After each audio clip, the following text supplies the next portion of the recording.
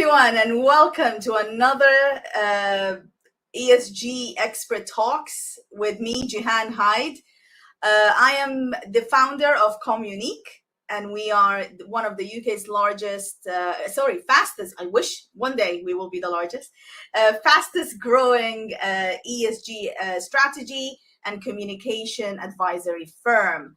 What we do is we help you to integrate ESG within your business model, but also communicate it effectively and train your employees and your audience on why they should care as much as you do when it comes to all things sustainability and ESG. We're based in the UK, but we're very soon opening a branch in the Middle East. So I'm really excited to share this news with you. With me today is a very special guest, and he's the one and only James Rowlands. James, thank you so much for joining me today, and I'm really looking forward to hearing all about how Nationwide Building Society is communicating ESG. Should we start by introducing yourself to us, please? Of course. Thanks, Gihan, and thanks for having me today. Really looking forward to the session. So I'm James Rowlands, currently Head of Policy and Public Affairs at Nationwide Building Society, where I, amongst other things, head up all our comms around sustainability and ESG more generally. My background is in predominantly public affairs, but comms more generally around housing, property sector. Worked in the UK, Hong Kong, India on various projects, and always taking that ESG thread through housing. So obviously vitally important issue, providing shelter for people. If you're not starting from that ESG point of view when you're talking about people's homes, you're going to end up with the wrong outcome. So it's always been a key part of my work, and I say now leading lots of Nationwide's work around ESG with a particular focus again on sustainability and how we operate as a social purpose business. Perfect. So before we begin, first of all, shout out to all of the participants who are attending the CIPR ESG communication strategy training. I know they're online, so please do comment and introduce yourself to the rest of the world. And if you do have any questions, please do feel free to write them down for us, and then we will tackle them at the end in the last 5 minutes. So James, my first question to you is, why ESG? Why is Nationwide interested in ESG? Why now? So, well, you asked why now, but really Nationwide's been interested in ESG since it was founded about 150 years ago. So for those that don't know Nationwide and don't know building societies in the way I do, Nationwide is the UK's biggest building society. It's second biggest mortgage lender, one of the top 3 savings account providers, and a growing provider of current accounts. A building society is different to a bank, and the key way is we're owned not by shareholders but by 16 million members, who are the people who borrow mortgages from us, have savings accounts with us, have current accounts with us. So we have a different approach. We're not shareholder driven. We're not looking at some of those short-term issues. We are doing everything we do for our customers, for our members, and that sort of stems back to the way building societies and Nationwide were set up. So it was there were businesses born out of a social movement. So the cooperative movement.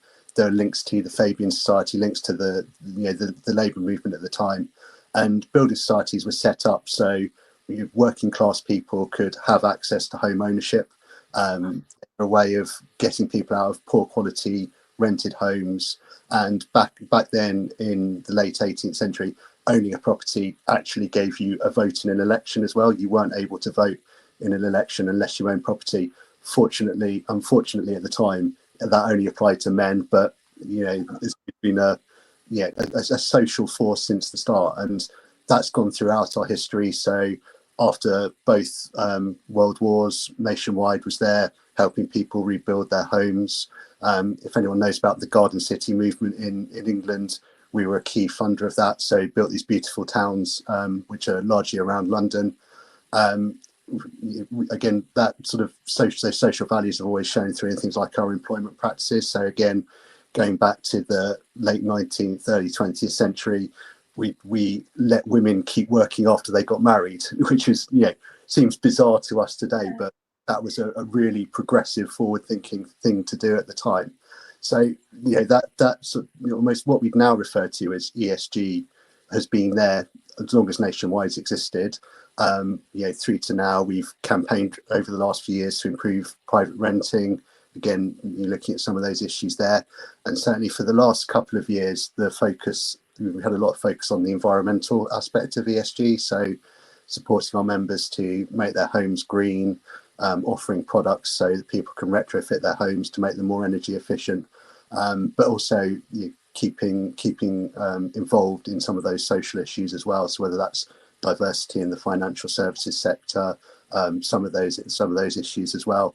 And sort of the biggest project we've worked on, which sort of fits in our ESG world, is we actually built 239 homes in Swindon, which is our HQ, where our HQ is in the UK. So those are top energy efficiency ratings, built in collaboration with the local community, not enforced on them. Regenerating a derelict brownfield site. So again, taking some of those core principles that have been there for 150 years and putting them into the modern world. Amazing. So these are all individual initiatives that you are rolling out and you're implementing as part of your wider ESG, commitment. So how are you managing to communicate it effectively and in a cohesive manner? What are there any challenges in communicating all of this amazing work? And if there is, what would the challenges be? Yes, so we face a couple of challenges, and probably at two contrasting ends of the spectrum of challenges. So one of my biggest frustrations is where the organisation does something that's really good from an ESG point of view, and I don't find out about it. But often that's because the guys doing it will just be like, well, no, this is normal. This is just what we do. So the biggest example of this was a couple of years ago. We did lots of work to support vulnerable customers, so people who might have specific health needs or are struggling with their finances. And it took a bit of time for this to work through the organisation, largely because the team delivering it were just, we're driven by delivering good service for our customers and good service for our members. So they just didn't think there was anything out of the ordinary to talk about. But it was a fantastic story, and we did go out and make something of it. So I think there is that. You've got to be know who the teams are to go and talk to, be inquisitive, ask the questions, challenge, and make sure people are comparing things against maybe industry standard best practice rather than what they think is right. Mm-hmm. And then almost the other contrast to not knowing about things is where people try and, or you might try and push things and get accused of things like greenwashing or talking about things that you can't then back up with action. So I spoke about the Oakfield housing development. Sorry. And so we think that at the time we were doing this, it was the single largest order of air source heat pumps in the UK at the time. But that's what people told us, and that's what the builders we were working with told us, and that's what all our industry experts told us. But we couldn't find the figures. So as much as we wanted to go out and say, look, this is fantastic, we think this is the biggest single order of heat pumps, we sort of held back a bit because you don't want to be accused of greenwashing, you don't want to get the sort of criticism there saying, look, actually it wasn't, here are 5 others that we found that are are better.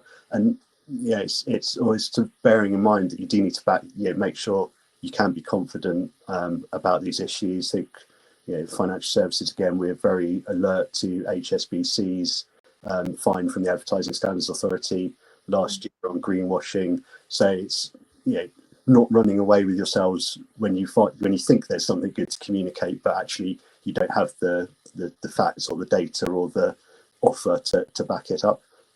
So have you not communicated this amazing achievement until now? We have, yes. So, but make sure we talk about it in the right context, so it's part of the package of things we've done.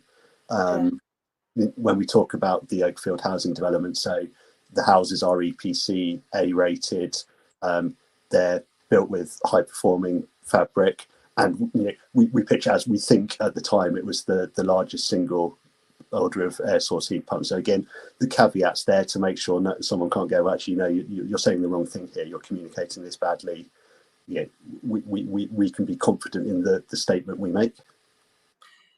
See, so this is actually interesting, because I think the mistake that we all fall under is we're so worried of how we are communicating, and everything has to be perfect when you are communicating. And this actually could be a borderline green hushing, where you are doing amazing work, but you don't want to talk about it because you're so worried that you'll be attacked against the work because you don't have the right data. So if a company, or if a fellow communication profession is going through this, what would be your advice?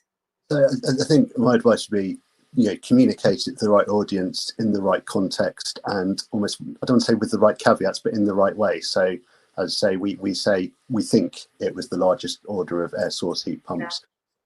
And we'll point out that there is poor data around, gives us something else to communicate. There is poor data around the level of greening of homes, or the performance of homes. So I think there's that, and particularly with some of the environmental related things, yes, sort of judge your risk appetite. We are probably quite a conservative organisation, small c conservative organisation by nature, so we will be more cautious. And obviously financial services is a heavily regulated sector, so you get that feed through. So it's, understand the caution level within your organisation, make sure you're wording things properly, and yes, you can start to get around that, and make sure you're landing the messages with the right audiences as well. So we're very happy to talk about that heat pump issue in a group with other green homes organisations, but might not sort of broadcast it when we're doing media appearances or in newspapers or things like that. And what about testing the messaging? Do you tend to test the messages before you cascade it externally? Especially for you, you're all external, so that's huge pressure. Yeah, so we do test our messaging. Where we're working with industry partners, we will test with them. So we have certainly working on the Oakfield development, we have construction companies working with us, a great company called Igloo, who are our site managers, and we talk to them and can say to them, we're thinking about communicating this. Do you think it works effectively? I will often speak to my technical colleagues who know more about sustainability and say, what's the messaging here? I want to talk about this. Are we getting it right? Speak to other people in the sector and say, does this sound okay? And so it's there's that sort of checking, and with big messaging we'll share it widely internally first, but have that check. But external comms, there's always that kind of moment where you launch the message out there and you kind of, as much checking as you can do, there's always an element of risk, or it lands badly, or someone misjudges it or misreads it and you get some negative response. But we will go through all the proper processes and checks to try and minimize that as much as we can. Okay, and when it comes to the language that you're using when you're communicating, what advice, what worked for you? What type of language are you using when you're communicating ESG? Because it's such a technical topic. Yeah, I think what we try to do is, as much as we can, talk about it in normal language, and express those ideas in ways that people will genuinely understand. So don't use too much jargon, don't use too many technical terms, write in a way that people will genuinely be able to read and comprehend the message. So don't go out and talk about on the environmental side, we don't talk about kilowatt hours and things like that. We talk about having a comfortable home, making sure your home's effectively heated, it's kept warm, you're healthy. When we talk about some of the social aspects, it's about opportunities, or making sure people don't aren't disadvantaged. We talk about vulnerable customers, and always quite clear to explain what a vulnerable customer is across agreed definitions of that. So explain as much as possible, try and write as clearly as possible, and again, that's one of the things about testing the language. If you can give it to someone within the organization who's not an expert on the issue and they can understand it, that's always really helpful. No, language for me is very important, especially as a non-English native speaker. For me, if I don't understand it, and my English is very strong, then there is a problem in my communication. So I always say to my team, to my clients, language is super important, because interestingly, sustainability doesn't mean the same in each region. There's a Nielsen report that came out 2 years ago. And basically it showcased that if you ask someone in the Middle East what sustainability means, they think it's women empowerment. Whereby if you ask someone in North America what sustainability means, they think it's recycling your waste. So it means different things to different people. So this is where testing comes in. And I'm really happy that you are using your suppliers and all the means that you have to test it, because sometimes you forget. You're so engrossed into your day-to-day activities, you genuinely forget to test. And I think, and again, the advantage of working for a business like Nationwide is we have a huge team dedicated to customer comms, essentially. So they're a fantastic resource for me as well. If I need something checking, or getting sense checking from a sort of a good language point of view, then they're there to do that. And they are the guys who are sending the customer comms, member communications out to the people nationwide. The people have accounts with Nationwide, so there's that internal resource to sort of go, does this sound okay? Does it sound right? Is this the way you'd phrase something?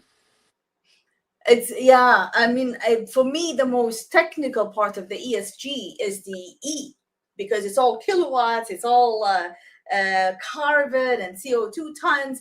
For me, I wouldn't know what that means if I didn't go and Google what's the equivalent of a ton of carbon, for example, because there is a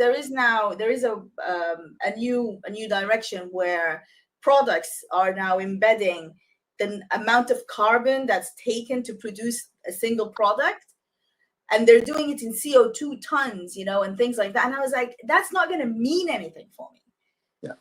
But if you write it for me in a human way, let's say it's the equivalent of 3 Olympic swimming pools, then I will understand it. But well, go. I think that's it. It's it's again, when we talk about green homes, we don't not talk about energy performance ratings or carbon emissions. It's how much is your bill going to be? Is your house going to be warm in the winter or cool in summer? It's talking about it in that way, rather than you need to add X meters squared of insulation to reduce your carbon emissions by this percent, or that you're achieving an EER rating of such and such. It's that doesn't work. That works when I'm talking to a house builder, but not when you're trying to get the message across in the media or to a politician. Speaking about media, how is the appetite from the media? Do you get a lot of queries around your work when it comes to ESG? I think when you can tell the message right, there's interest from the media. So had a big feature in the Times a couple of weeks ago about the and that covered some of the environmental aspects. My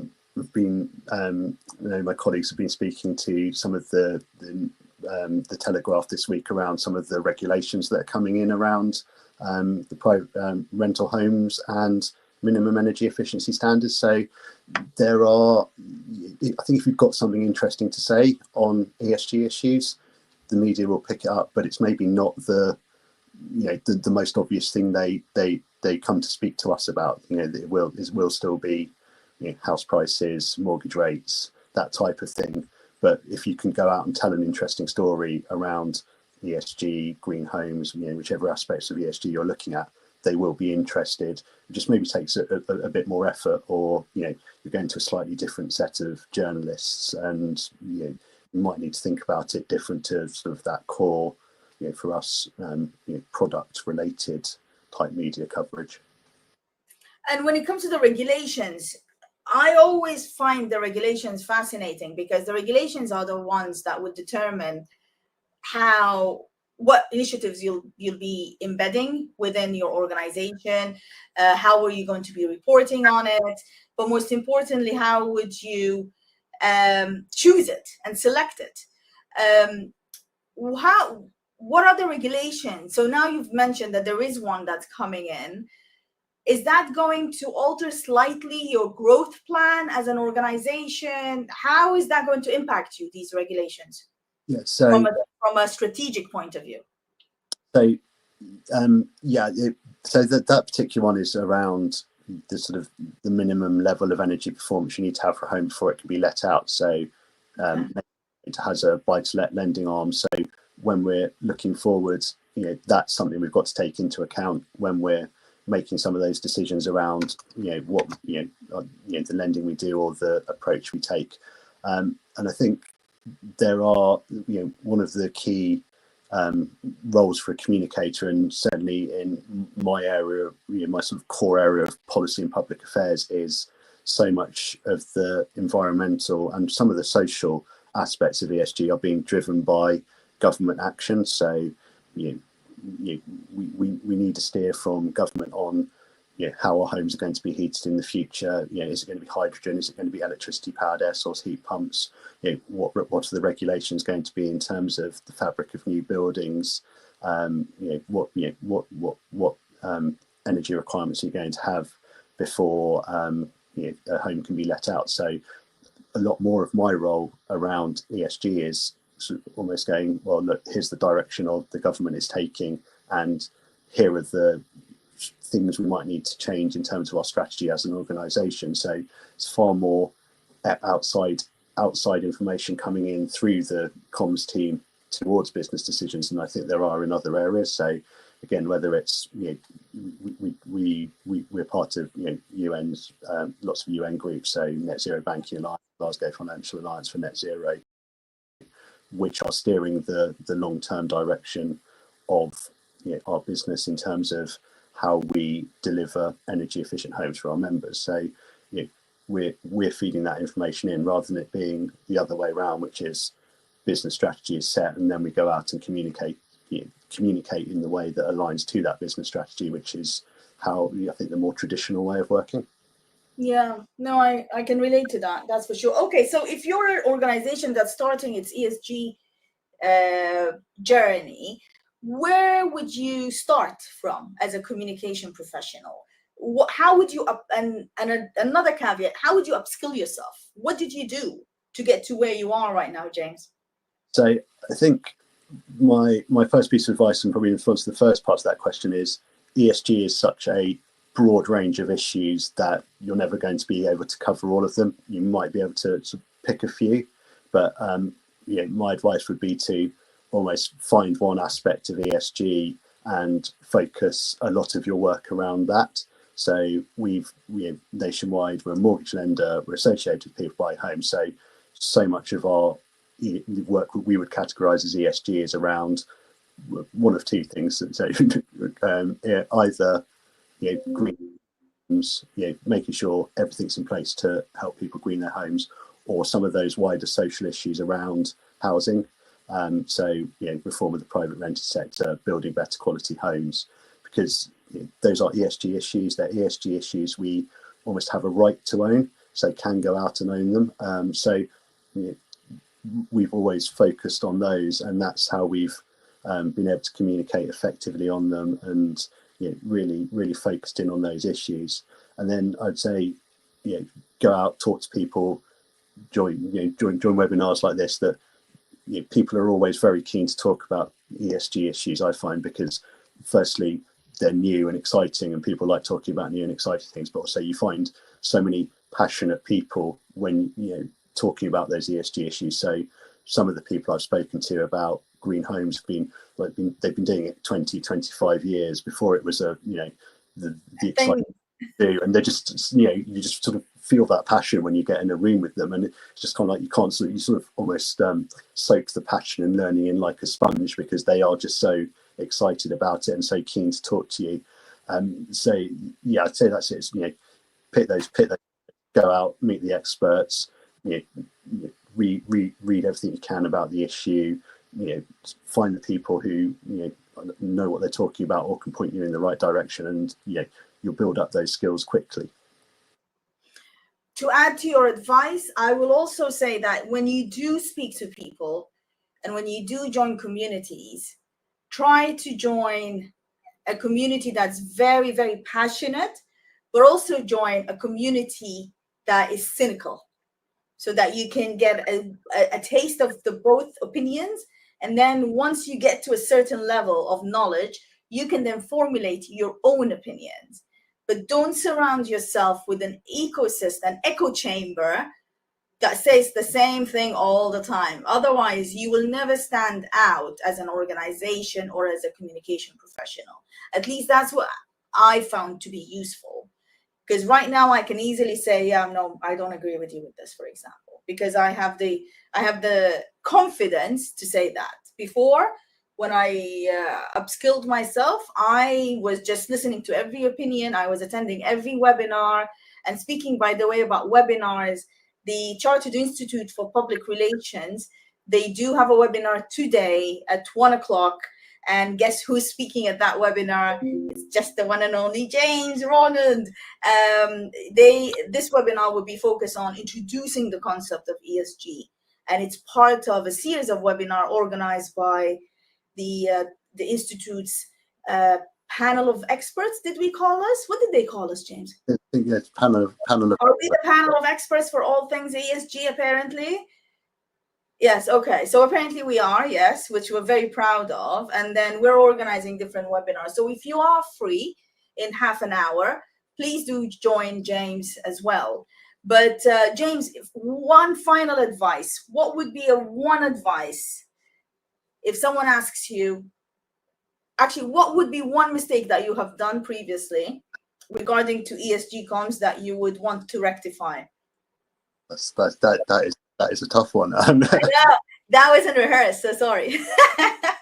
I think to go back to the point you made previously, actually, is there were probably a few times I regret not pushing harder to talk about something externally, which was really good news for our ESG agenda. But the sort of that sort of reluctance and conservative side took over, and I could have probably personally pushed more for those communications to be delivered, rather than sort of going, actually, no, the safer thing to do is just actually let's fit in with the organisation. Let's not do this. So these are new things. They are different things for lots of businesses. So champion them, keep pushing, and sometimes go against your instincts to. Yes. To go out there and talk about it, because that's what really makes the impact. I totally agree with you. And because ESG and sustainability is a new ways of thinking, of living, of working, there is no harm in pushing the boundaries, because we're still learning. No one has perfected it yet. No one will hold you accountable if you make a mistake that's not damaging to your reputation, by the way, not big mistakes.